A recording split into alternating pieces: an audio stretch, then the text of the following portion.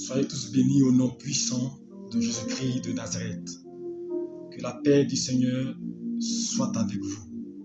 Et recevez encore une fois de plus en ce début de semaine nos salutations et toute notre immense joie d'être là à vous servir, car c'est une bénédiction de servir, alléluia.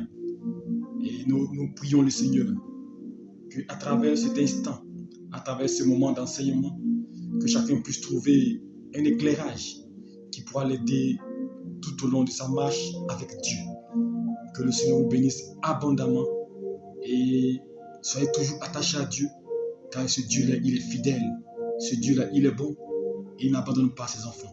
Que sa grâce repose sur vous, que son esprit vous assiste. Nous allons ensemble prier le Seigneur et lui recommander cet instant. Père, tu es Dieu et tu es digne.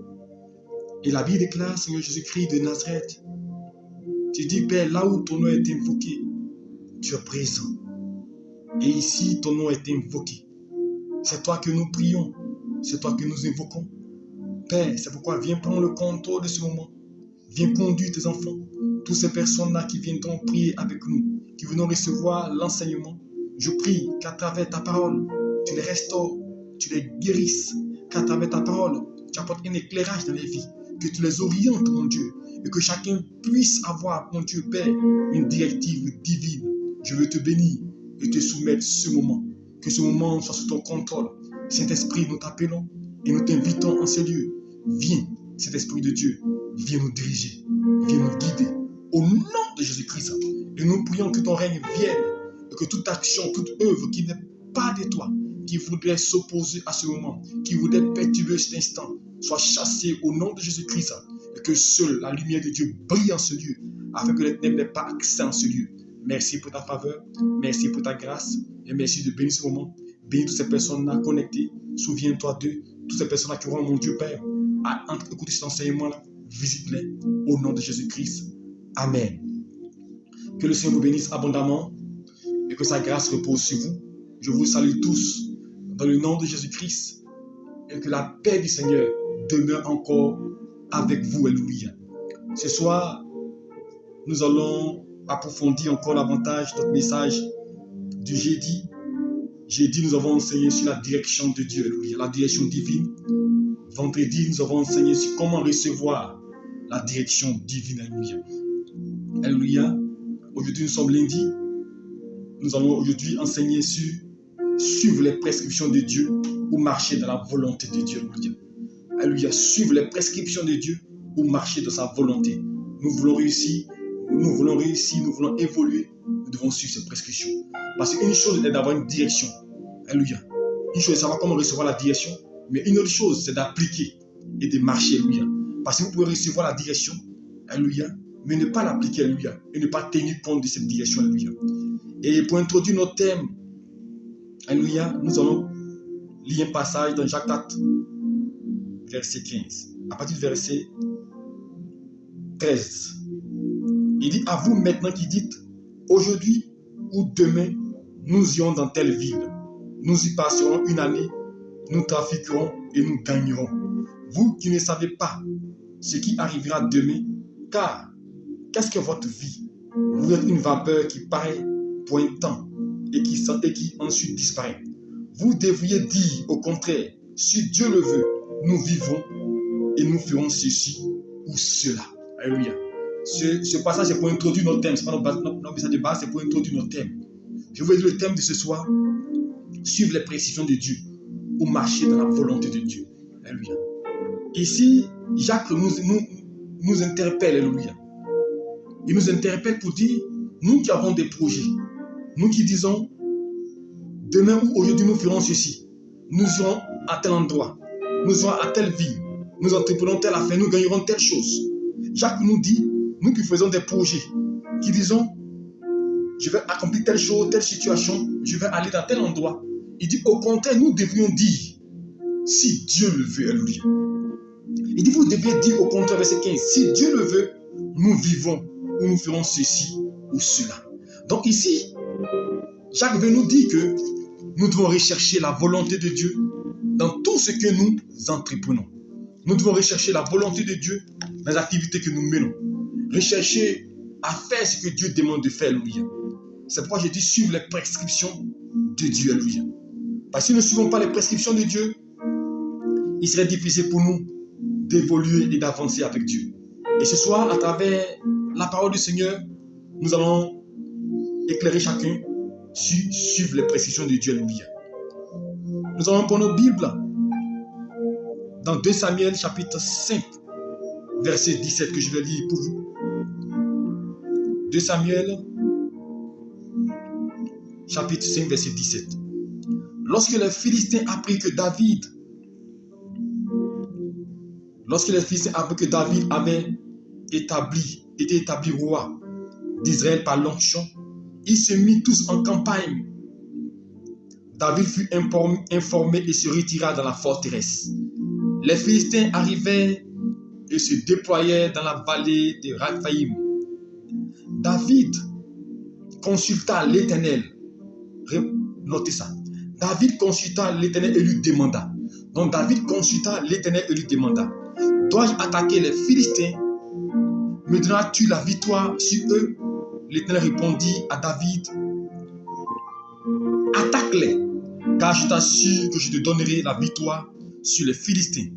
David se rendit donc jusqu'à Baal-Pérachim et les battit. Puis il déclara: comme les eaux rompent une digue, l'Éternel a fait une brèche devant moi dans les rangs de mes ennemis. C'est pourquoi on a donné à ce lieu le nom de Baal-Pérachim, le maître des brèches. Les Philistins abandonnèrent et David et ses gens les emportèrent. Alléluia.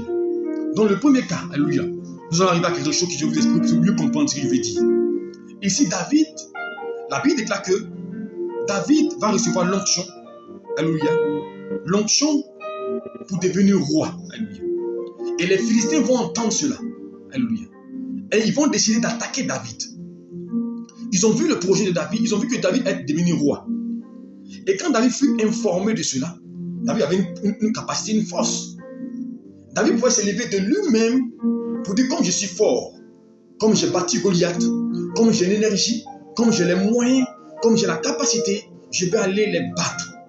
Mais la Bible déclare que, au verset 18, David consultait l'Éternel et lui demanda. Est-ce que vous comprenez? David cherchait à avoir la direction de Dieu. Il consultait l'Éternel et lui demanda: est-ce que je dois attaquer les Philistins? Est-ce que je dois aller en bataille contre les Philistins? Alléluia. Et Dieu lui répondit: vas-y, attaque-les, je te donnerai la victoire. Alléluia. Alors David alla en guerre contre les Philistins. Il remporta la bataille. Je vous ai dit la semaine passée, quand je prêchais, je donnais l'enseignement sur la direction de Dieu. Je dis: quand vous avez une direction de Dieu, vous êtes serré, vous êtes imperturbable quand vous marchez. Il avait eu une direction de Dieu et il a suivi la direction de Dieu. Alléluia. Il a demandé: est-ce qu'il doit attaquer? Alléluia. Dieu dit: vas-y, mais il demande: est-ce qu'il doit attaquer en premier? Dieu dit: vas-y, je donne la victoire. Alléluia. Il a reçu une direction, c'est pourquoi il a attaqué en premier. Alléluia. On va lire la deuxième portion du verset, vous allez comprendre. Au verset 22. Les Philistins revinrent à l'attaque et se déployèrent à nouveau dans la vallée de Réphaïm. David consulta l'Éternel et il demanda à Dieu: est-ce que je dois les attaquer? Alléluia. Et l'Éternel lui répondit: ne les attaque pas de front. Est-ce que vous comprenez? Ne les attaque pas de front. Contourne-les par leur arrière, puis reviens sur eux en face de la forêt des mûriers. Quand tu entendras un bruissement de pas dans les cimes des murs, alors à toi, car je me serai mis en campagne devant toi pour battre l'armée des Philistins. Donc, la seconde fois, quand il a battu les Philistins, et ils sont allés se préparer pour revenir encore. David demande à Dieu: est-ce qu'il doit attaquer? Dieu lui dit cette fois-ci: n'attaque pas. Vous voyez comment? N'attaque pas. Alléluia. Mais ce que tu dois faire, contourne-les par l'arrière. Contourne-les. Donc Dieu montre à David les prescriptions, il donne des prescriptions. Comment il va mener ce combat-là? Le thème: suivre les prescriptions de Dieu ou marcher dans la volonté de Dieu pour réussir. Dieu dit à David: ne les attaque pas. La première fois, il dit quoi? Attaque-les, n'est-ce pas? Dieu lui dit attaque-les. Mais la seconde fois, il dit ne les attaque pas. Il est important d'avoir les prescriptions de Dieu si l'on veut réussir dans sa vie. Et David a suivi ces prescriptions. Et David a eu la bataille. Il a remporté la bataille sur les Philistins. Je prends ce passage pour introduire, alléluia, comme le premier verset, alléluia, le message que je vais donner, alléluia, tout à l'heure dans l'autre verset.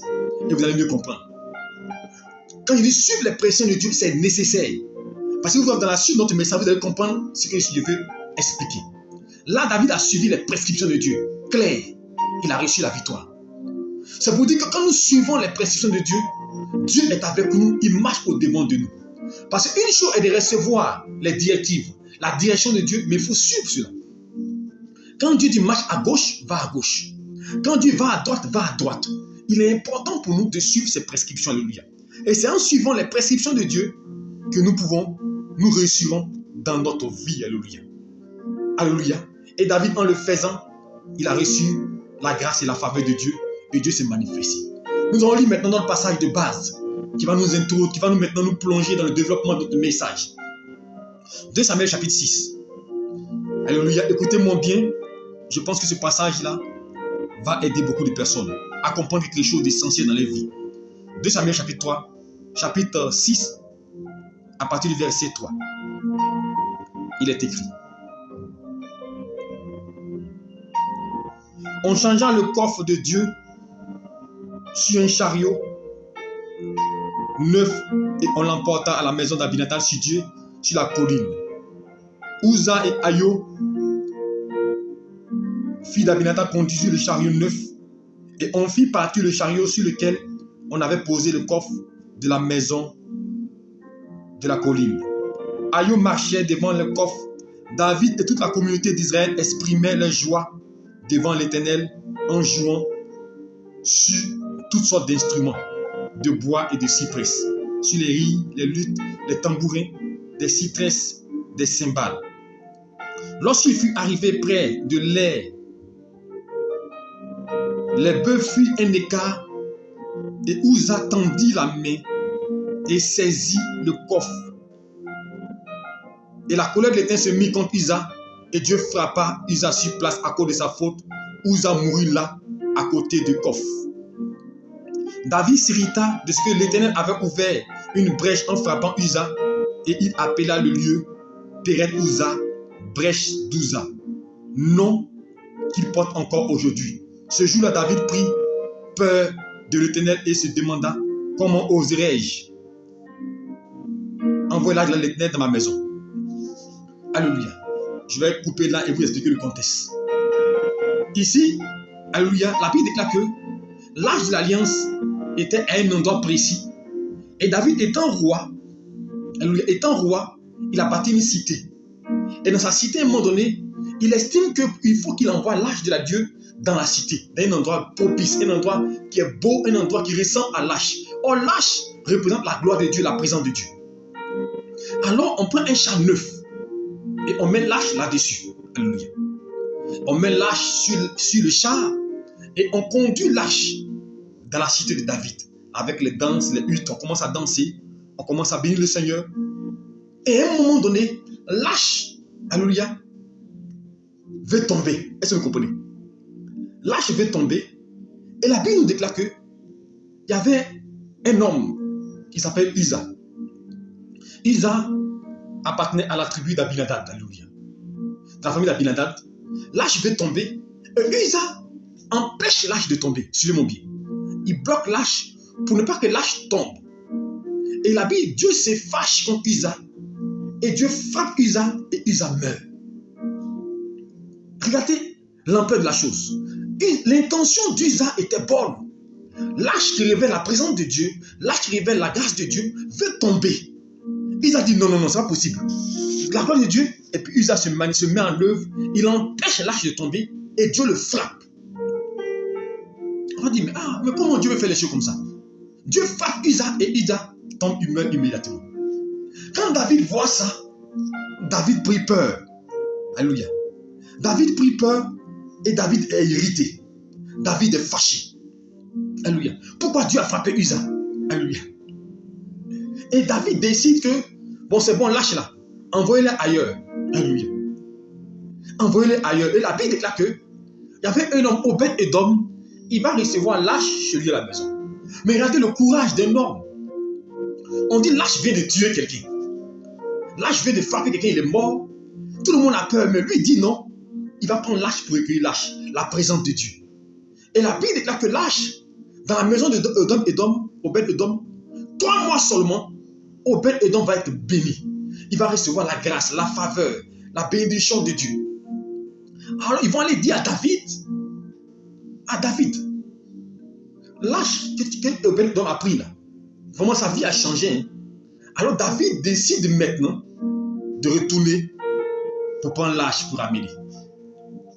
Alléluia. Nous allons rentrer au cœur de notre message pour comprendre maintenant.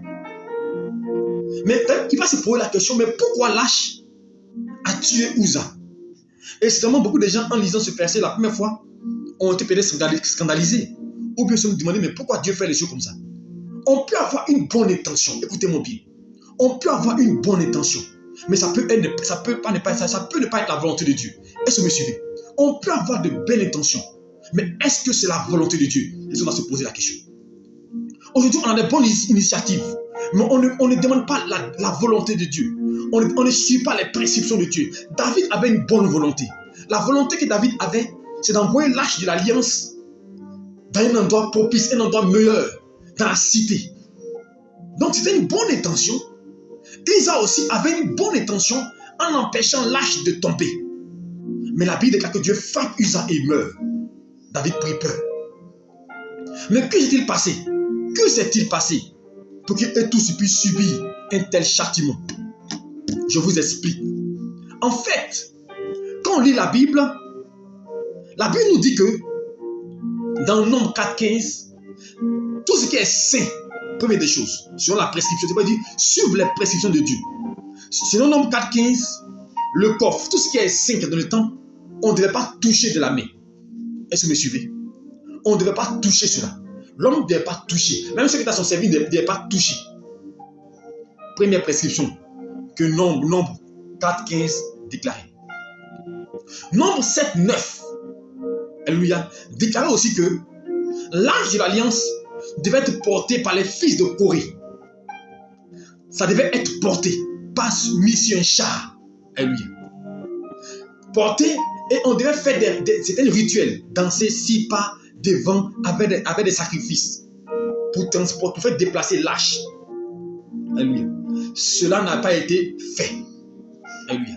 C'est pourquoi justement, lorsque vous vous rappelez l'histoire de Phiné, alléluia, Ophni, les fils de Élie, ils ont porté l'arche sur un char. Les Philistins nous ont arraché cela, ils ont perdu. Et c'est la même chose. Donc comme ils n'ont pas suivi les prescriptions, ils ne sont pas regardés dans les écrits pour savoir comment aller transporter l'arche, Dieu les a frappés. Alors que leur intention n'était pas mauvaise. Il faut suivre la voie de Dieu. Il faut suivre la volonté de Dieu. Il faut suivre les prescriptions de Dieu. Si nous voulons vivre et réussir dans un projet. Si nous ne suivons pas cela, des malheurs vont nous frapper. Et nous allons subir, comme Uza a subi, alléluia. Nous allons subir l'échec. Nous allons subir des malheurs. Et nous dirons, mais Seigneur, j'ai eu la bonne volonté, mais pourquoi ceci? Mais est-ce que Dieu t'a donné une indication? Est-ce que Dieu t'a envoyé? Est-ce que tu as été conduit par l'Esprit? Est-ce que tu as reçu une prescription de Dieu? Voilà pourquoi justement, pour ceux qui ne comprenaient pas, voilà pourquoi Uza a été frappé. Parce qu'il n'avait pas le droit d'être là. Il n'avait pas le droit de toucher l'arche. Donc en touchant, il désobéissait à une prescription de la Bible. Or nous sommes actuellement quoi? Sous la loi. Alléluia. Donc Dieu le frappe et il meurt. Donc je vous dis une chose. Qu'est-ce qu'il faut retenir de l'histoire de Uza avant de continuer? Uza, son nom veut dire force. La signification du nom d'Uza veut dire force. Ça veut dire qu'on n'aide pas Dieu. Alléluia. On n'aide pas Dieu dans notre réussite. On n'aide pas Dieu dans ce que nous faisons. On n'aide pas Dieu. On laisse Dieu accomplir sa volonté. On laisse Dieu nous aider. On laisse Dieu intervenir pour nous. Nous, on veut aider de notre milieu. Aujourd'hui, les gens prennent des raccourcis parce qu'ils veulent aider Dieu. Les gens font des compromis parce qu'ils veulent aider Dieu. Les gens se précipitent parce qu'ils veulent aider Dieu. Mais ce n'est pas d'une mauvaise intention, c'est d'une bonne intention. Mais la mort les gagne, l'échec les gagne, la frayeur les gagne. Isa voulait aider Dieu. Il est mort. Beaucoup ont voulu aider Dieu pour les destinées. Rien n'a réussi, ils sont morts. Les projets ont été détruits. Mon frère, en toute chose, comme je l'ai dit, il faut consulter Dieu. Il faut demander l'avis de Dieu. Il faut demander au Seigneur, qu'est-ce que tu attends de moi? Ne te précipite pas parce que quelque chose est bon ou meilleur. Mais demande à Dieu, qu'est-ce que tu veux? C'est pourquoi le verset que j'ai lu, le premier verset, Jacques chapitre 4, verset 15, il dit au contraire, si vous voulez faire quelque chose, demandez si c'est la volonté de Dieu. Est-ce ta volonté? Le problème de l'homme, des hommes que nous sommes, nous ne demandons pas la volonté de Dieu. Nous ne suivons pas les prescriptions de Dieu. Mais si tu ne suis pas les prescriptions de Dieu, rien ne peut garantir ton succès. Si tu ne suis pas la voie de Dieu dans ce que tu entreprends, comment Dieu peut t'aider? Dans ce que nous faisons, Dieu nous donne des orientations. Mais une chose est d'avoir l'orientation, mais une chose est de suivre l'orientation. Souvent Dieu te parle, tu entends, mais tu dis non, moi je ne veux pas ça. Moi je ne suis pas ça. Non, c'est trop compliqué, c'est trop dur. Mais tu paies une grâce, tu paies une faveur. Je vous donne l'exemple de ce monsieur-là. Et chaque fois je le dis, qui allait à un programme. Et quand il partait à un programme, il avait un souci de combien de millions bloqués depuis longtemps. Il avait plein de millions bloqués à la banque. Et il va à un programme, centaines de millions. Il va à un programme, c'était dans une église anglophone. Et pendant que l'homme de Dieu prêchait, l'homme de Dieu évoquait que, dans sa prêche, il évoquait que quand il venait, il avait des soucis avec son véhicule, avec ses voitures. Donc c'est pourquoi il arrivait en retard. Le monsieur, non seulement il a des problèmes financiers, il a des difficultés pour s'en sortir. Et puis il vient au culte avec sa voiture. Et pendant que l'homme de Dieu prêche, lui volontairement il décide. Personne ne dit quelque chose. Il n'a pas de sa femme, il n'a pas informé sa femme, il n'a informé personne. Mais il entend une voix qui lui dit, pose cette action, va s'aimer. Il prend sa voiture. Il dit qu'en quittant la maison là, il n'a pas eu l'intention de. Il n'a pas dit, je vais vous donner ma voiture. Alors, non. Il entend une voix qui dit, pose l'action. Et il s'élève, il s'en va déposer la clé de la voiture. Et il retourne à la maison à pied. Mais quand il retourne à la maison, immédiatement on l'appelle pour lui dire que le monsieur avec qui il était en procès décide de regarder l'amiable et de payer.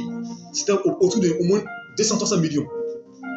Peut-être la voiture était peut-être 5-6 millions, mais il y a eu 200 millions qui peut acheter plus de 10 voitures. Souvent, Dieu te dit quelque chose à faire. Il te met une chose à cœur à faire. Il donne une prescription. Il dit jeûne à telle date. Fais 3 jours de jeûne. Fais une semaine de jeûne. Pose telle action dans la maison de Dieu. Évangélise. Lève-toi, fais ceci. Tu dis, Seigneur, c'est trop compliqué. C'est trop dur pour moi. Mais tu vas perdre. Tu vas mourir comme Usa. Dieu te dit, à partir de maintenant, là, tous les 4 heures du matin, lève-toi pour prier. Et 3 heures du matin, Dieu te réveille. Tu as envie de prier, tu te lèves. Quand tu finis, tu mets le grand corps sur toi. Tu refuses de répondre à la pression de Dieu. Tu rates une bénédiction comme ça. Je vous dis une chose. Accomplissons la volonté de Dieu. Suivons les prescriptions de Dieu. Sinon, nous allons gaspiller notre énergie à fournir beaucoup d'efforts. Et cela nous conduira forcément à l'échec. Et c'est ce qui est arrivé à Uza et à David. Mais lorsqu'il apprend, alléluia, il apprend que Obed-Edom est béni. Mais il est béni pas parce qu'il a fourni des efforts. Il est béni parce que la présence de Dieu est dans sa maison. Il a reçu l'arche de l'alliance. Il est béni à cause de l'arche de l'alliance, mon frère. À cause de la grâce de Dieu dans ta vie. À cause de la bénédiction de Dieu. À cause de la présence de Dieu, tu seras béni. Si Dieu est avec toi, si Dieu marche à tes côtés, les portes s'ouvriront, mon frère. Tu as besoin du monde. Tu as besoin forcément d'avoir un grand travail. Tu as besoin d'avoir la présence de Dieu avec toi. Car quand tu as la présence de Dieu, les portes s'ouvrent pour toi. Et la présence de Dieu dans la vie de Obed-Edom, 3 mois seulement en suffit. 3 mois. Je vous dis, en 3 mois, la Bible déclare que Obed-Edom a été béni. Obed-Edom a reçu la grâce de Dieu. Nous allons continuer la lecture de Samuel chapitre 5, chapitre 6, verset 12. Nous continuons la lecture et vous allez voir ce qu'il dit. On fit savoir au roi David que l'Éternel avait béni la famille d'Obed-Edom et qu'il avait fait prospérer tous ses biens à cause du coffre de Dieu. Alors David fit transporter le coffre de Dieu depuis la maison d'Obed-Edom jusqu'à dans la cité de David au milieu des réjouissances. Quand ceux qui portaient le coffre de l'Éternel eurent avancé de 6 pas, suivez bien, la première prescription où Dieu a frappé Uza qu'il est mort, on dit quoi? Ils ont mis le coffre quoi? Lâchez ça sur un champ neuf, comme vous lisez. Alléluia. Un champ neuf. Ici, on dit quoi? Quand ceux qui portaient, donc maintenant, c'est pas si un char neuf, ils ont porté, alléluia. Quand ceux qui portaient, alléluia, l'âge avançait de 6 pas, ils s'arrêtaient, ils avançaient de 6 pas, ils s'arrêtaient et l'ont offert un sacrifice, un taureau et un veau gras. David dansait de toutes ses forces devant l'Éternel, vêtu seulement d'un vêtement de lin semblable à celui des prêtres. Ainsi David et tout le peuple d'Israël transportaient le coffre de l'Éternel en poussant des cris de joie et en faisant résonner des corps. Lorsque le coffre de l'Éternel arriva dans la cité de David, Michal la fille regardait par la fenêtre, elle vit David danser devant l'Éternel. Donc maintenant David, quand il apprend que l'arche de l'Éternel dans la maison de Uza apporte la bénédiction, alléluia, afin que son vie soit changée, sa vie a changé. David, il est surpris. Attends, on dit l'arche dans la maison de Obed-Edom a changé sa destinée. Alors David dit maintenant, mais que se passe-t-il? Je ne comprends pas. Moi j'ai décidé d'envoyer l'arche dans ma maison et voici que ça a tué quelqu'un sur la route. Et puis on dit une personne est bénie. Mais que s'est-il passé alors? Alors David va interroger pour comprendre qu'il n'a pas suivi les prescriptions. Il n'a pas suivi la volonté de Dieu. Est-ce que vous me comprenez? Il n'a pas suivi ce que Dieu demandait. Alors il va se renseigner. Alléluia. Parce qu'il a compris que la présence de Dieu était essentielle dans la réussite. Il va se renseigner. Et quand il va se renseigner, il va lire les annales. Et quand il va lire Nombre 14 dit que l'arche de l'alliance ne devait pas être touchée. Donc Uza est mort parce qu'il a touché l'arche d'alliance. Malgré l'intention était bonne. Donc David a failli. Donc il a vu qu'il était responsable de la mort de Uza. Deuxième des choses, quand il a pris, il a consulté, on lui a dit que l'arche de l'alliance doit être transportée par les fils de Corée. Ils doivent le transporter. Ça ne doit pas être sur un char. Alors David a compris qu'il avait fait une erreur. Alléluia. Il n'avait pas suivi les prescriptions de Dieu. Il n'avait pas suivi les prescriptions de Dieu. La mort s'en est suivie. Alors maintenant, il décide d'envoyer l'arche. Alléluia. Mais quand il décide d'envoyer l'arche, là maintenant, il suit les prescriptions. Alléluia. Et vous remarquez bien qu'on lit, il a dit quoi? On dit qu'ils ont transporté, alléluia. Et qu'ils ont transporté, après 6 pas, alléluia, ils vont faire un sacrifice, alléluia. Un sacrifice de veau, et ils vont commencer à danser, louer le Seigneur et transporter. Et l'arche va arriver dans la cité de David. Bien, sans que personne ne meure. Mais la première fois, il y a eu mort parce qu'ils n'ont pas suivi la volonté de Dieu. Il y a eu échec parce qu'ils n'ont pas suivi la volonté de Dieu. Je veux dire à quelqu'un ce soir, chrétien, notre plus grand problème, nous suivons notre propre volonté. Nous marchons par notre propre volonté. Nous faisons nos propres projets sans dépendre de Dieu, sans intervenir, sans demander à Dieu. Le temps est venu, nous devons suivre les prescriptions de Dieu. Et quand tu te dis, mais ça ne t'arrange pas, il faut le faire. Parce que derrière chaque prescription, il y a une grâce. Derrière chaque prescription, il y a une vertu. Derrière chaque prescription, il y a une bonne nouvelle. David a suivi la prescription et il a vu la grâce découler de là. Alléluia. Mais ne pas suivre les prescriptions de Dieu, je vous dis une chose, ça nous conduit à la mort. Ça nous conduit au désastre. Ne pas suivre les prescriptions de Dieu amène la destruction de nos vies et nous n'évoluons pas.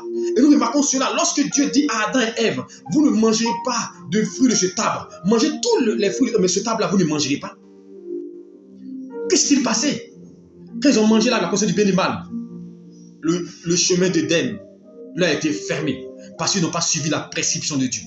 Quand vous ne suivez pas la prescription de Dieu, quand vous ne suivez pas la voie de l'Éternel, vous ne marchez pas dans la volonté de Dieu, vous ouvrez une porte au diable pour vous attaquer et pour combattre votre projet, pour combattre votre destinée. Et c'est ça le problème des chrétiens aujourd'hui. Nous marchons par émotion, nous marchons sur nos sensations. Mon frère, tu peux faire quelque chose qui est bon, mais Dieu n'est pas dedans.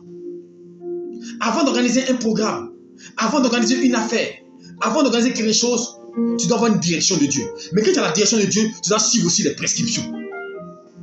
Ils ont te dit comment tu dois faire. Et le passage qu'on a lu avant de commencer, le deuxième passage, l'histoire de David, dans 2 Samuel chapitre 5, quand il devait aller combattre les Philistins, il dit Seigneur, est-ce que je dois les combattre? Dieu dit vas-y, tu dois les combattre. Il a eu la victoire. En second lieu, quand les Philistins sont revenus, il dit Seigneur, est-ce que je dois les attaquer? Dieu dit ne les attaque pas, mais contourne-les. Mon frère, quand tu as la prescription de Dieu, tu sais comment marcher. Je veux dire ce soir à quelqu'un, l'heure est arrivée. Le temps est venu, chrétien. Nous devons marcher comme si nous n'avons pas de maître. Nous ne devons pas faire comme si nous sommes comme nous dépendons de nous-mêmes. Nous ne suivons aucune prescription. Nous faisons ce que nous voulons. Nous marchons comme nous voulons. Et nous voulons que Dieu nous garantisse le succès. Non. Regardez, dans le monde physique, des gens vont consulter des féticheurs, des marabouts. Il a dit, mon médicament là, quand tu le prends là, tu ne dois pas chercher femme. Le jour où tu cherches femme, tu meurs. Le médicament là, il faut se laver tous les jours avec. Tu vois la bague là, il ne faut pas te séparer de ça. Il faut la porter, sinon si tu te sépares de ça. Et le monde physique, le monde païen, suivent les prescriptions diaboliques, les prescriptions fétichisme. Ils les suivent, alors que ça ne donne pas la vie. Et des gens qui étaient dans le monde, peut-être certaines personnes ont suivi ces prescriptions qui sont dans le monde. Maintenant, nous venons à Dieu. Nous avons un Dieu puissant, un Dieu au-dessus de toutes choses, un Dieu qui contrôle tout. Il nous donne des prescriptions. Mais nous, on s'en fout de ça. On fait ce qu'on veut. On dit, on fait ce qu'on veut, lui va nous pardonner. Oui, c'est vrai, il va te pardonner. Mais tu vas subir des dégâts dans ta vie. Le problème, c'est que nous ne suivons pas les prescriptions de Dieu. Nous ne marchons pas dans la volonté de Dieu. Nous faisons notre volonté. Nous imposons à Dieu notre volonté. Seigneur, c'est lui que je veux. Seigneur, c'est elle que je veux. Mais tu veux que Dieu fasse quoi? Seigneur, moi, c'est ça que je veux pas autre chose. Et quand nous prions, même dans nos prières, nous ne suivons pas les prescriptions de Dieu. Dans nos sujets de prière, qu'est-ce que nous faisons? Seigneur, donne-moi ceci. Seigneur, c'est l'homme-là que je veux. Seigneur, c'est le travail-là que je veux. Seigneur, c'est ça que je veux. C'est vrai, la Bible déclare à tes résolutions répondant le succès. Mais quand il dit cela, c'est ce qui va dans le sens de Dieu. Quand il parle de tes résolutions, c'est ce qui dépend de Dieu. Ce qui va ce qui glorifie l'Éternel. Pas tes résolutions égoïstes. Beaucoup de gens demandent pour les plaisirs, pour les mois. Tout demande, tout sujet de prière qu'il y a ton moi n'est pas de Dieu. Suis les prescriptions de Dieu, n'impose rien à Dieu. Parce que je vous dis une chose, Dieu ne fera rien, il ne dira rien. Dieu dit à Moïse, Moïse, parle au rocher. Lorsque le peuple disait, on a soif, on veut l'eau, tu bois de l'eau. Dieu dit, Moïse, parle au rocher. Moïse a frappé le rocher. L'eau a coulé, non? L'eau a coulé. Mais ils ont bu l'eau. Ils sont tous morts dans le désert. Moïse n'est pas entré à Canaan à cause de cela. Donc je vous dis une chose. Si vous ne suivez pas les prescriptions de Dieu, la volonté de Dieu, votre réussite sera de courte durée. Chrétiens, le temps est venu. Ne faisons rien de nous-mêmes. Nous devons suivre les prescriptions de Dieu. Demander au Seigneur de nous aider. Voici ma fille, Mosine, qui est là. Je me rappelle bien, papa, je veux quitter le travail. Papa, je suis fatigué. Papa, je vais partir. Papa, je suis fatigué. Non, mais fatigué. Je dis, reste là où tu es. Dieu va faire. J'ai quand même elle a eu travail, même on dit, elle devait pas travailler, mais qui devait l'envoyer loin de sa famille. Il dit, ma vie, tu vois, non. Elle a eu travail même. Si elle voulait forcer même un travail, on dit, non, c'est bien. Mais elle devait aller à l'intérieur du pays. Faire voir. Je dis, ah, ma fille, tu as vu, non. Et même après, il dit, c'est pas la peine, il faut le renoncer. Mais quand le temps est arrivé, la voici, elle parle, ma fille. Quand le temps est arrivé, Dieu met des dispositions. Quand tu demandes la volonté de Dieu, quand l'heure arrive, Dieu dispose. Mais elle a eu un nouveau travail, elle a une nouvelle grâce. Parce qu'il faut demander à Dieu. Il ne faut pas faire quelque chose par colère, parce qu'on te fatigue quelque part, parce qu'on te martyrise. Dieu veut permettre qu'on te martyrise quelque part. Il veut te former quelque part, il veut te forger quelque part. C'est pas si tu subis de l'injustice quelque part qui t'a quitté là. Non, tu dois demander la volonté de Dieu. Mais quand la volonté de Dieu arrive, ma fille, c'est la volonté de Dieu. Dieu a tout mis en place. Dieu a tout mis en place. Je veux te dire une chose. Si tu suis la volonté du Père, si tu suis les prescriptions de Dieu, tu n'échoueras jamais. Nous échouons parce que nous suivons nos propres voies. Nous échouons, nous suivons notre propre chemin. Et c'est quand on a échoué là. Maintenant on revient et dit, Seigneur, aide-moi. Mais le temps que tu as perdu là, si tu avais suivi Dieu, peut-être que tu aurais évolué, avancé. Je veux dire à quelqu'un, tu as reçu une directive de Dieu. Tu as reçu des prescriptions de Dieu. Tu les as mis dans les sacoches. Le temps est arrivé. Demandons la volonté de Dieu dans ce que nous voulons faire. Mon frère, si tu dois rester dans la maison, reste dans la maison. Ne cours pas derrière quelqu'un. Souvent, tout ce que nous faisons, nous ne demandons pas la volonté de Dieu. Je me rappelle bien, c'était en 97. Un homme de Dieu qui venait du Ghana. À ce moment, il fait beaucoup de croisades. Un homme de Ghanéen. Et je me rappelle, c'est mon père qui organisait ces croisades à Boaké. Il y avait près de 5000, 3000 personnes à la place de la paix de Boaké. Le jour où moi j'étais présent, j'ai assisté. Il y avait du monde, je vous assure. Au moins 3-4 000 personnes. Et mon père, celui qui organisait cette croisade, il passait à la RTI même, fait des annonces. On appelle le pasteur, on appelle le prophète. Et le prophète dit à mon père, Dieu dit de ne pas venir. Dieu dit ce n'est pas la peine que je vienne. Il y avait 4000 personnes au moins là, du monde réuni à la place de la paix. Mon père lui dit, il y a du monde là. Et je me rappelle bien, les chaises, on paye 100 francs pour s'asseoir. Mais il n'est pas venu, parce que Dieu l'a dit, ce n'est pas le moment, retourne-toi. Mon frère, est-ce que ceux qui étaient là-bas là, n'étaient pas les enfants de Dieu? Est-ce que ceux qui étaient là-bas là ne peuvent pas entendre l'évangile? Ce n'est pas l'évangile de paix de d'entendre.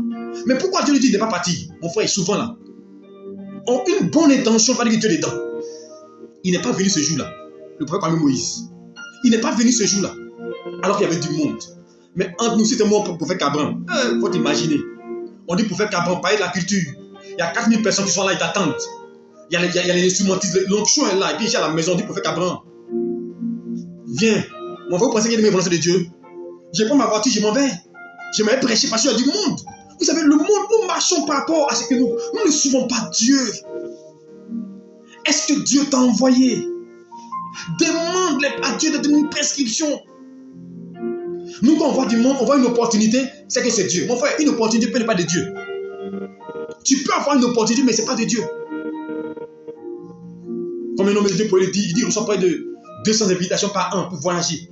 Mais il s'assoit et puis il analyse. Dieu dit, fais ceci, va ici, va ici. Mon frère, ce n'est pas tout qu'on va où on va. Ce n'est pas tout ce qu'on voit qu'on prend. Il faut demander à Dieu. Le jour-là, il n'est pas venu, ce prophète-là. Dans la Bible, quand vous lisez même l'apôtre Paul, il a reçu une révélation. Il voulait monter dans une contrée pour aller prêcher l'évangile. Et la Bible, Dieu l'a empêché de partir. Il dit, Paul n'y va pas. Mais ceux qui étaient là-bas, là, est-ce qu'ils n'ont pas besoin de salut? Mais Dieu l'a empêché. Je vous dis une chose. L'heure est arrivée, chrétien. Nous devons suivre les prescriptions de Dieu. Nous suivons tous nos propres chemins. Nous suivons tous nos propres émotions. Dieu m'a dit. Dieu m'a dit, foisonne. Les gens me montrent souvent, mais je me suis surpris. C'est que Dieu parle à chaque seconde. Dieu m'a dit. Mais quand Dieu t'a dit, pourquoi tu échoues? Dieu m'a dit, c'est mon mari. Et puis après, tu veux divorcer. Dieu m'a dit, c'est un bon travail. Et puis après, tu veux plus travailler. Mon frère, ce n'est pas Dieu qui nous y dit. C'est nos pensées qui nous parlent. Nos penchants, nos désirs. Et nous induisons les gens en erreur. Nous-mêmes, nous induisons en erreur. Parce que nous suivons nos émotions. Nous suivons nos penchants. Nous voulons aider Dieu dans la réalisation de notre miracle. Nous voulons aider Dieu. On dit, Dieu a trop tardé. Comme Dieu a trop tardé, j'ai fait telle chose. On dit, en faisant telle situation, ça va réussir. Mon frère, quand tu as fait, ça ne réussit pas. Et voilà les gens dans le compromis. Parce qu'ils veulent aider Dieu. Comme Usa voulait aider Dieu. Mais Usa est mort. Personne ne peut aider Dieu. Cherche l'instruction de Dieu. Chacun de nous, il a une instruction sur sa vie. Nos vies diffèrent. Chacun a une destinée particulière. Ce que Dieu te prescrira n'est pas la même chose. Dieu a dit à Samson, à la mère de Samson, qu'elle ne devait pas couper la chevelure de Samson. C'était la prescription qui était ordonnée à Samson. Mais cette prescription n'a pas été donnée à David, ni à un autre prophète. Est-ce que vous me comprenez? Il y a des personnes dans la Bible, Dieu a dit de ne pas boire, de ne pas toucher du vin. Mais ce n'est pas tout le monde. Je vais vous dire une chose. Chacun de nous a une prescription que Dieu lui a donnée. Si tu veux réussir, il faut la suivre. Si tu ne la suis pas, tu mourras. Suis la prescription de Dieu. Quand Dieu dit à Élie, va chez la veuve de Sarepta, il pourrait dire, je ne vais pas, mais je ne vais pas. Mais elle est pauvre. Je vais aller chez le roi. Et il y a des gens comme ça. Dieu dit, va à tel endroit. Non, Dieu dit, va dans un village évangélisé. Nous, les pasteurs, surtout nous. Dieu dit, non, va dans un village derrière, Daloa, au fond, à Zoukoubou, caché là-bas, les campements. Le Seigneur, je ne vais pas. Parce que là-bas, il n'y a pas au fond. Là-bas, il n'y a rien. Mais quand Dieu dit, il faut aller à Paris, là même, on ne demande pas la volonté de Dieu. Non, Dieu ne nous dit pas d'aller à Paris. On dit, prophète, viens voyager sur Paris. Moi, maintenant, si je voyage sur Paris, mais il y a qui demande à Diu. Je dis, je cherche le visa. Voici notre problème. Nous sommes éblouis par l'apparence. Nous sommes séduits par ce que nous voyons sans demander à Dieu. On dit, prophète, il y a une mission pour toi aux États-Unis. Ouf! On vient d'un témoignage. Gloire au Seigneur Jésus-Christ. On veut dire, j'ai une mission. On dit, je vais aux États-Unis, bénissons le Seigneur. Et puis tu as demandé à Dieu. C'était sa volonté. Nous, on ne demande pas à Dieu. Parce que c'est bon, on fait. La bonne intention, la bonne opportunité ne veut pas dire que Dieu est dedans. Il faut demander sa volonté. Il faut demander une prescription de Dieu. C'est en la demandant que tu réussiras. Alors ce soir, mon message c'est ça. Suive la prescription de Dieu. Suive la volonté de Dieu. Dans tout ce que tu fais. Il va te parler forcément. Tu dis, Seigneur, je vais faire. Il va te parler, il va créer un blocage, il va créer quelque chose sur ton chemin. Regardez une image. Dans Nombre, lorsque cet homme-là, Balaam, devint, quand Balak veut le chercher pour aller maudire Israël, au début, Dieu dit, ne va pas, ne bouge pas. Mais qu'est-ce qu'il fait? Il se lève. Après, Dieu dit, vas-y, il s'en va. Mais après, il s'en va. Mais quand il s'en va, Dieu met un blocage sur son chemin. Un ange de mort. Écoutez-moi bien. Dieu met un obstacle sur son chemin. C'était une ânesse. Et il prend son bâton, il tape l'ânesse. Parce que l'ânesse refuse d'avancer, refuse de bouger, refuse de progresser. Il tape l'ânesse. Dieu ouvre la bouche de l'ânesse. Et elle dit, c'est pas que je t'ai sauvé. C'est pas qu'il y a la mort devant toi. Mais il n'a pas compris la volonté de Dieu. Vous pensez que s'il avait compris, il allait taper l'ânesse? Souvent, les blocages sur notre chemin, les blocages et les épreuves, c'est pour nous interpeller. Quand tu fais quelque chose, tu sens un blocage, tout n'est pas forcément du diable, Dieu veut t'interpeller. Quand tu entreprends une chose, tu sens des obstacles sur ton chemin, il faut t'arrêter pour dire, Seigneur, que se passe-t-il? Il ne faut pas forcer. Il ne faut pas forcer. Moïse a forcé. L'eau a coulé, mais ils sont morts dans le désert. Balaam voulait forcer. Heureusement pour lui, l'âne n'a pas bougé, sinon il serait mort. Je vous dis une chose, on ne force pas. Il y a des choses qu'il ne faut pas forcer. C'est pas vrai, je vous dis une chose, quand vous êtes dans une entreprise, dans quelque chose, dans une affaire, dans une relation, ne forcez pas. Ce que vous forcez peut vous porter préjudice. On ne force pas une chose, on laisse Dieu nous orienter. Tout ce qu'on force n'est pas de Dieu. Ils avaient dit force. Ils avaient dit force. Ils voulaient empêcher, il est mort. Parce qu'ils voulaient forcer. Je veux dire à une personne ce soir plutôt. Arrête de forcer les choses. Arrête de forcer les choses. Demande la volonté de Dieu. Si Dieu t'a parlé, à ce moment, avance. Si Dieu t'a dit, alors ne recule pas. Mais si tu n'as pas reçu une orientation de Dieu, des prescriptions de Dieu, assieds-toi et demande à Dieu. Sinon, tu risques de périr. Tu risques de périr. Un monsieur a donné son témoignage tout récemment.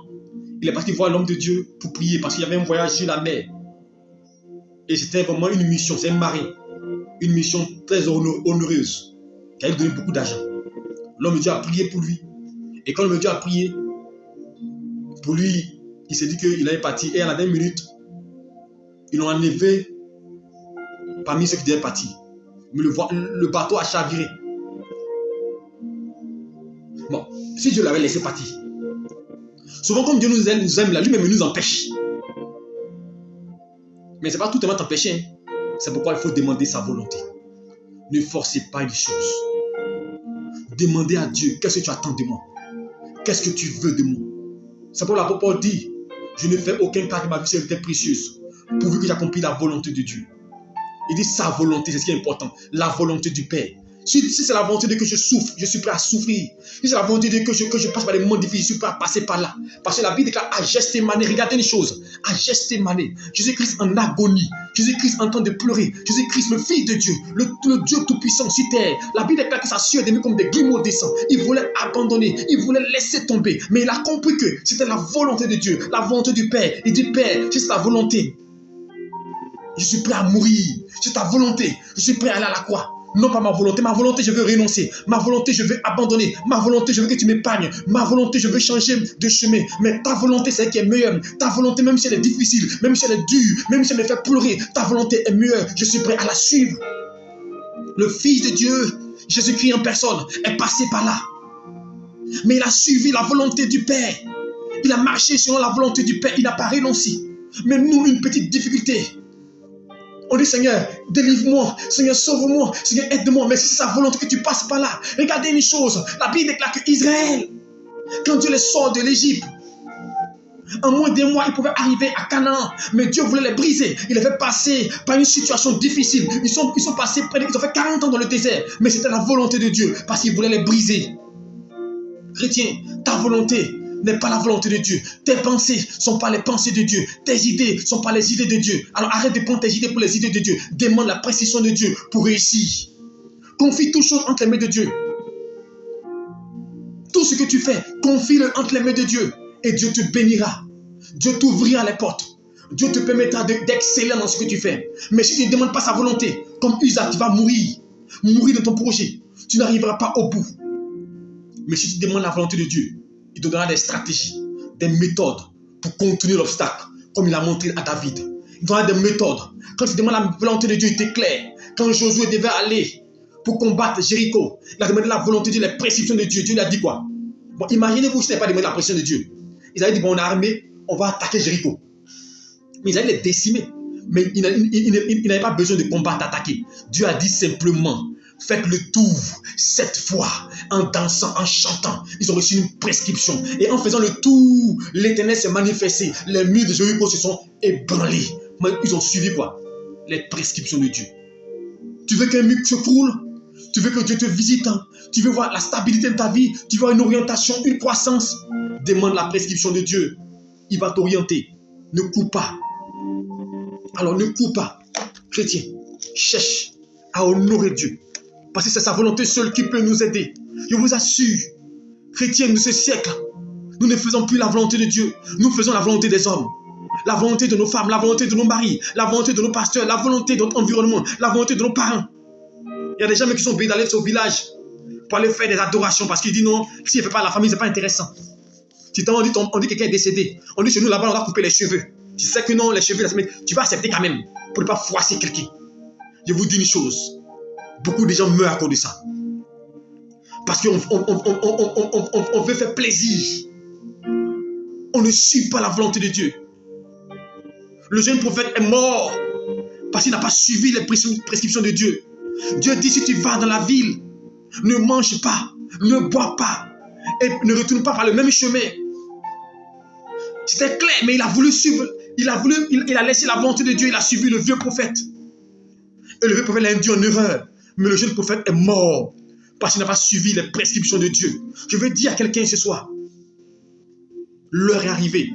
Tout ce que tu fais, tout ce que tu entreprends, demande la volonté de Dieu. Demande à Dieu de t'orienter. Parce qu'en forçant, tu peux arriver à une situation qui va te perdre. Je vais vous donner un témoignage pour terminer. Lorsque mon épouse et moi, on avait voulu acheter une voiture parce que je me déplaçais beaucoup, je tournais beaucoup. Et on avait commencé à cotiser pour acheter la voiture. Et à un moment donné, des moments difficiles ont commencé à se manifester et l'argent a commencé à diminuer. Mais dans la vision que j'avais, je voulais acheter une Tucson. C'était une Tucson qu'on voulait prendre. C'était ça. Je dis Tucson ou rien. Mais est-ce que j'ai demandé à Dieu? Je n'ai pas demandé à Dieu, mais j'étais déçu. Tucson, j'étais cotisé. Et j'ai un de mes frères qui est peut-être connecté, qui m'a même aidé, qui m'a même promis que parce que si tu as telle somme d'argent, moi je t'aide à avoir la voiture Tucson. Et au moment que j'attends la somme, je l'appelle et dis, ah prophète, la voiture est devenue chère, on ne peut pas avoir, vraiment c'est compliqué. Et je laisse tomber. J'appelle un ami qui est mécanicien, qui est dans les voitures. Je l'appelle, je dis, ah, j'ai besoin d'une Tucson, je vais acheter une Tucson. Il dit, ah prophète, si tu m'avais appelé une semaine avant, parce que voici un monsieur avait une Tucson moins chère, il a vendu, c'est un prêtre même qui a acheté ça. J'ai dit, waouh, ça m'a fait mal. Alors je dis, cherche une Tucson. Il a cherché des Tucson, il a tourné, cherché. Tout ce qu'on trouve, c'est cher. Je n'ai pas, mon argent n'arrive pas là. Et ma femme me dit, mais il faut prendre une petite voiture. Je dis, non, il faut laisser ça. Il y a eu ton Tucson voici. J'étais déçu. Mais est-ce que j'ai demandé à Dieu la voiture que je veux? Est-ce que je demande à Dieu ce qu'il veut que je roule dedans? Moi, j'avais mon moyen. Ça n'arrivait même pas même. Et j'étais prêt à m'endetter pour cela. Et quand Dieu va créer une opportunité. Maintenant, la voiture que j'ai, ce n'est pas une Tucson, mais c'est une 4x4 aussi. Et le prix, c'était l'argent qu'on avait sur nous. Alors, j'ai compris que c'était la voiture que Dieu voulait qu'on achète. Alors, je veux dire à quelqu'un, souvent on veut forcer. Je pouvais avoir une Tucson si je voulais. Mais j'allais m'endetter encore davantage. Parce que j'allais demander de l'argent, prendre des crédits pour compléter mon argent. Parce que la Tucson existait, mais l'argent que j'avais était moindre. Donc, je pouvais prendre crédit pour augmenter. Et puis prendre. Mais ça allait me porter préjudice. Alors que mon argent que j'avais, je pouvais payer sans prendre crédit.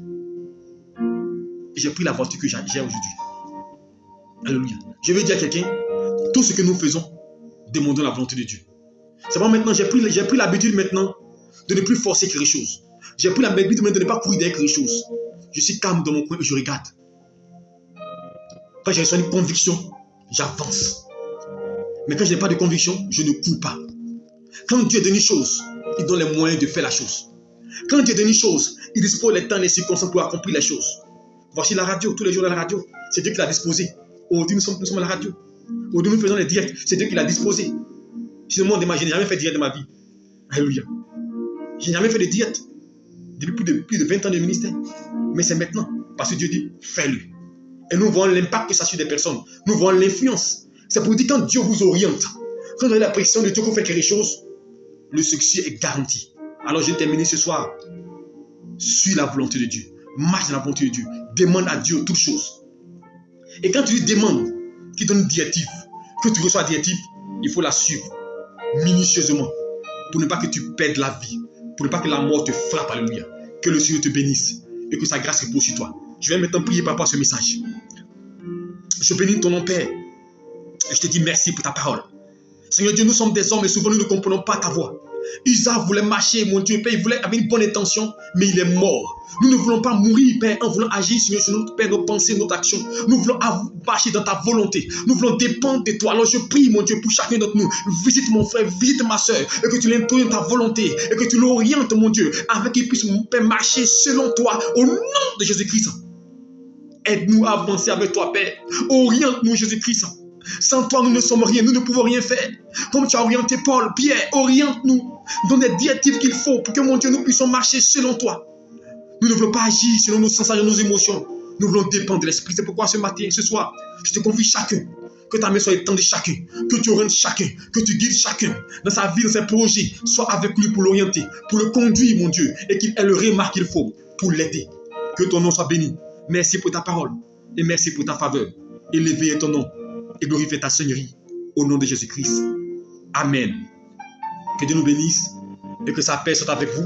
Partagez, invitez beaucoup de personnes encore à nous rejoindre à ces temps d'enseignement, ces temps de prière. Demain, 5h30, nous serons là encore demain à 5h30 pour notre temps de prière matinale, 5h30, 6h15. Vous qui pouvez, vous pouvez nous rejoindre. Nous allons prier le Seigneur. Alléluia. Alléluia. Nous sommes dans l'avant-dernière semaine avant d'entrer en avril. Et je vous ai dit, le mois d'avril est un mois qui sera un mois de grâce et de bénédiction. Alors mettons dans les conditions. Dans la dernière semaine, on aura 2 jours de jeûne à faire. La dernière semaine, pour entrer en mars, on aura 2 jours de jeûne. Le lundi, le premier jour de lundi, et on terminera le vendredi. Alléluia. Dans la dernière semaine, préparez-vous. Je vous donne. Actuellement, nous sommes dans l'avant-dernière semaine. Alléluia. Dans la dernière semaine, alléluia, nous aurons 2 jours de jeûne à faire et nous prierons. Et comme je vous ai dit, le 2 avril, samedi 2 avril, il faut le crier, il faut calper. Je vais le rappeler chaque fois que ça arrive. Fais l'effort. Arrête ton calendrier. Fais l'effort d'être là. Parce que je vous dis, avril est un mois de grâce. Nous allons prier le Seigneur. Nous allons déclarer ça un temps de prière. Nous aurons au moins 15 minutes de prière. Non-stop. Et après, je vais prier pour vous. Et vous poindre d'huile. Parce qu'on va vous introduire dans le mois d'avril. Pour que vous ne manquiez pas une grâce. Vous ne manquiez pas une bénédiction. Alors le mois d'avril, il faut le cri ne manque pas. Ne manque pas ce temps de visitation, ce temps de restauration. Parce que le Seigneur sera là encore pour glorifier son nom. Que le Seigneur vous bénisse et qui vous garde. Bientôt, vous aurez les affiches sur le site internet et dans la ville. Alléluia. Que Dieu vous bénisse, qui vous garde et qui se souvienne de vous. Et que son onction vienne briser toujours de vos vies. Shalom à vous. Bonne nuit à vous. Que la paix du Seigneur soit avec vous. Partagez, invitez des gens. On sera demain 5h30 pour notre prière matinale. Soyez tous bénis. Au nom de Jésus-Christ. Amen.